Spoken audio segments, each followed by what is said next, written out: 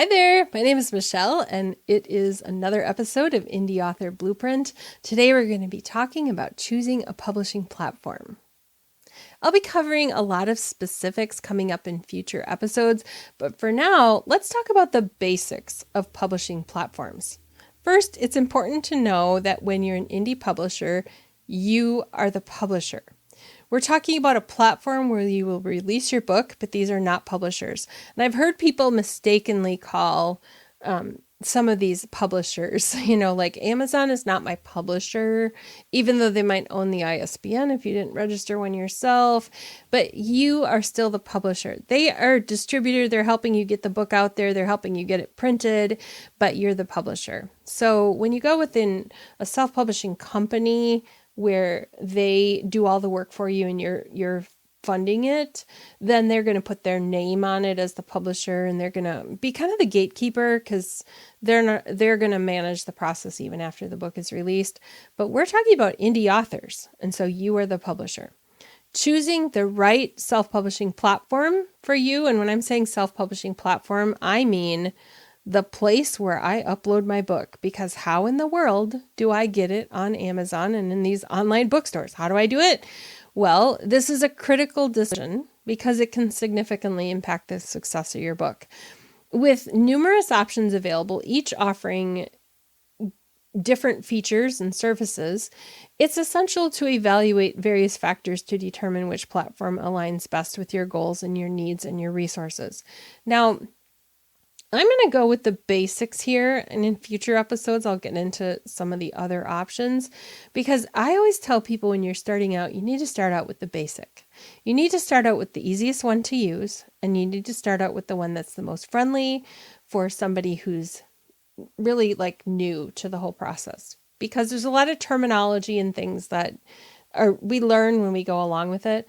And so I'm going to give you some things that we need to consider as we're looking for that platform. And then I'm going to tell you what platform I recommend, because I've worked with enough authors to know where the right starting place is. All right, so first you want to look at ease of use. Publishing a book sounds easy until you have to do it. So with first-time authors, you want the best experience possible. So how easy is not only the publishing process, but also ordering books, because you're going to want to order some to sell yourself and not just have them all available online. And you want to know, is it easy because there are tutorials and discussions and things that can help me figure things out? So the ease of use is a factor. Another factor to keep in mind is the user interface and the experience. Is there a dashboard and tools? Is it user-friendly? Are they intuitive? Can I figure it out without having to get a degree from somewhere? Look for platforms that offer easy navigation, clear instructions, helpful resources, where you can find lots of tutorials and tools that are going to help you. And the other thing is asking the question, does this platform have any formatting assistance? There are some that provide tools and templates so you can prepare your manuscript. And so this is helpful if you're not familiar with formatting guidelines.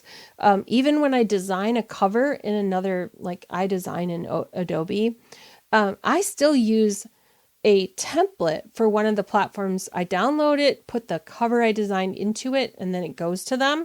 And that's because it contains all the instructions that they need in a very specific layout. And so they give me that. It's a tool I can download and use. Another thing that you want to look at is customer support. Are they ready and available? Do they have a phone number I can call, or an email, or do they seem to have a live chat? Because customer support is crucial, especially if you encounter issues. And I know that some of the issues are caused by authors not doing their research ahead of time. I've seen so much of that in author groups that I'm in. So it's really important for you to work really hard at understanding what you're supposed to do. But if you do get stuck, you're going to need to know who you call. So find out if they offer easy support, and you're going to see people are going to be talking about, yeah, they were really hard to get a hold of. And it's okay, maybe I don't want that one. I had one that was kind of hard to get a hold of, and it really was hard to be patient because my book was kind of stuck for a while. So you want to look to then in the customer support if they also have like a community of resources, forums, tutorials, and other people chatting. Because if you can't get a hold of an official person, sometimes you can troubleshoot using some of the things that other people have put up in forums. Another thing that you want to look for when you're trying to choose a platform is to look at the scope and reach of the platform. So are the retailers, like, is it available in online stores? Where is it going to be? Is it going to be globally available? Some publishing platforms allow you to actually publish the book all over the world. I did a compilation with authors in 5 different countries, and I was able to ship through to even, like Africa and stuff. It took a long time. It took several months for the books to get there, but it was possible. Consider where your book will be available then for purchase, like Amazon KDP, which is called originally Kindle Direct Publishing, but it's print too, so don't let that throw you. They focus primarily on Amazon's platform, but I've seen people say that it's only Amazon, and that's incorrect. I have made many of my books available also through expanded distribution through Amazon, where my books show up on Barnes & Noble and Books A Million and some other bookstores only through Amazon. So it is possible you are able to make it available to other bookstores. But then there are platforms such as Ingram Spark or Draft to Digital that distribute directly to multiple retailers, and even with ebooks, like Apple Books and stuff like that. So you want to know, like, how do I get my book out, and how many platforms are they going to make it available on? Then one other thing to look at is whether they offer availability to library and educational institutions. So for some authors, that matters. And then you also want to look at the royalty structure. They're going to give it to you right there, and they're going to explain how it works. Like, what percentage do I earn? Some platforms offer varying royalty rates. For example, Amazon KDP. I'm going to talk about print because it's different with ebooks, but you get 60% royalties off the cover price. So you get 60% of the cover price minus the printing cost. And then through those other retailers through Amazon, like I can actually put it on Barnes & Noble through Amazon's distribution. They're also going to get a cut. And so now I'm only going to get 40%. So I get less. And I'll give you an example of how that works in a second. And then there's a deduction for the printing cost. So it's print on demand. So whatever your book price is, they're going to take that cost off too. And so they're going to take their cut. There's a printing cost, and then you get what's left over. So here's an example. If you sell your book at $14.99 and it costs $3 to print, you're going to get 60%, which is $9, minus the printing cost of, let's say it's $3. That's going to leave you with $6 per book when it sells on Amazon. But now if it's distributed to Barnes & Noble through Amazon, there's another 20% that the other platform is going to get. And so you're going to take another $3 off, and that's going to leave you with $3 on those sales. And so whether it's on Amazon or expanded distribution, you might make a different royalty. But either way, the money's all going to come through Amazon into your account when those sales happen. Now, you're also going to want to look then at pricing control. How much control do you have over setting the price of your book? Some platforms have restrictions or guidelines for minimum or maximum. And there is for Amazon with the ebooks. There are some minimums and maximums to get the most, to get it into like a pricing slot where you get the most royalties. And so they tell you what that spot is, where it has to be between $2.99 and $9.99 for the best royalty price. And then also some of them offer promotional pricing. So like on ebooks on Amazon, I can run them on a discount or a free book promotion for 5 days. And so some people want to be able to do that. That's important. You want to look at the available format. Is it ebook, print? Do they have audiobook? What formats does the platform support? Do they have hardcover? Can I get a jacket on my hardcover? Not everyone has that, but some do. So you want to look at like with those formats, also like the trim size. Like Amazon has certain sizes of books that they will do. They don't do every size you see on the library shelf. So you're not going to want to design a book that is a size they don't offer. Ingram Spark is going to offer more sizes, and they're going to have like hardcovers like the Amazon ones, but I've created hardcovers that have jackets on them and like a paper jacket. And so that's a whole other option that's not available on every platform. Most of them are print on demand services, so you want to know what their costs and their turnaround time is.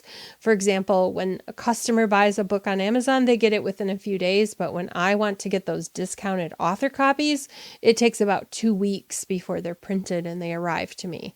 So I want to know, how fast are they? Can it go to brick and mortar bookstores, and how fast would it get there? You want to look at upfront fees. How much does it cost for me to publish a book here on this particular platform? Some charge a fee for publishing your book, and then others are free to get the book on there, but then they take a higher percentage of your royalties. So you want to analyze that cost. Is there a cost for uploading? Like Ingram Spark, it used to be. Now they've made it free for a certain amount of time, like 2 months. Then after that, there's a cost if you want to make changes. And so you're going to pay a fee if you want to make a change. But on Amazon, KDP, if I decide I need to fix some typos and upload a new file, they don't charge me to do that. They're only getting paid when I sell a book. So all of that's important to look at. You also need to look at what fees you're going to pay in addition to like your designer. Like you're going to have to pay for an ISBN number, and so that's something to factor in there. And then you want to be aware of any hidden charges that come up for distribution. Like on Ingram Spark, I have to decide if I want to make books returnable. And that means if a bookstore buys my book and tries to sell it and they can't sell it, they can return it. And then I lose the money on the leftover copies. Well, I'm not going to go into more detail than that, but that's just something to be aware of. And then I've mentioned promotions, built-in promotions. Like I said, on Amazon, I can offer my ebook free a couple of times a year, which is nice. But I also have the benefit there of advertising, and I can run ads to my books. And there are other platforms that have different promotions that you can do. Some have a third-party integration, like Ingram Spark allows me to embed a little code into my website where if I wanted to, I could sell copies there of my book and people could directly order instead of through Amazon. And that's a benefit for some of the books that I do, and they're workbooks that people need to have multiples of. Others with that, Amazon allows you to set up an author page in a profile, which is a really nice benefit. You get to link up, put some info about who you are, a bio, a photo, all of that. It helps people interact with you. A few more things that you need to look at, a couple more here. One is looking at platforms, who owns the content. You want to ensure that you retain full rights to your work and you have the flexibility to publish elsewhere if you want to. So let's say you start out on Amazon. You have your own ISBN number. It's 100% yours. Everything is yours. You put it on there and you decide, I actually want to move it to a different platform and sell it through Ingram Spark for a while. That's good to know that you have your rights. If you're going with a company that doesn't make that readily available, you have to know, what term did I sign? Is it going to be a year before you're going to give me the rights to my book? Because some distribution platforms do that kind of thing. So you want to know that. You want to know, is there some kind of exclusivity agreement I'm signing? Because that might not be something you want to do. You want to look at sales data. Am I going to have real-time tracking? Well, I know what my book sales were on Amazon. I know the day they ship already what my sales have been. As soon as it ships out to the customer, it shows as a sale on my page. Some platforms have more detailed reports than others. And the last thing that you want to look at is payment. How often am I paid? So you want to look at, am I going to get royalty payments monthly or quarterly, and how are they going to do that? Are they going to direct deposit it? With my books on Amazon, I get paid monthly. but it's not immediate. So if I sell books in, say, May, I get the check, or I get it deposited into my account at the beginning of July. So the sale happened in May, there's a whole month in between, and at the beginning of the next month is when I get the deposit. So it's not like an instant thing, like every time a book sells, I don't get a payment. So I need to be aware of that I'm going to get this once a month payment direct deposited into my account from Amazon. Some of them have minimums. They weren't going to send you a check or deposit it until you have like $10 in sales or something like that. So selecting the right platform for you to upload your book as you're establishing your own imprint involves evaluating all these factors, looking at the distribution reach, the royalty rates, format options, the ease of use, support services, and so much more. And so it's essential to align these factors with your specific goals, whether it's maximizing revenue, reaching a global audience, maintaining complete control of your work. You have to look at all of that. When I published a compilation, I released it on Ingram Spark as well as on KDP that time because I wanted to be able to ship to a couple of countries that Amazon would not ship to. And like I was able to directly order and have them printed in Australia and delivered to an author there. So those were all things that were part of my goals for that particular work. That's not something I do with every one of my books. And so with some books, it doesn't matter to me that I have that global ability to ship them. So when you're creating a checklist of your priorities, you want to look at different platforms based on the criteria and weigh out the pros and cons for you. And so what I've done is put together a little worksheet that you will be able to use, and you'll be able to answer some of those questions and you can print it out, put the name of the platform you're looking at, and then fill in what you learn as you do some research. So I'm going to give you that worksheet and you can print that and see how it goes. And if you can't figure out the answer, I want you to come back and comment on the post and see if I can direct you to somewhere where you can look or give you a hint. I don't have all the answers, but I can sometimes direct you to a resource. So that will be our goal, is for you to answer those questions as you figure out which platform that you want to publish your book on. Now, I said that I would give you my favorite platform, so I will, and I will mention this in other episodes as well. I recommend for authors starting out that they do Amazon KDP.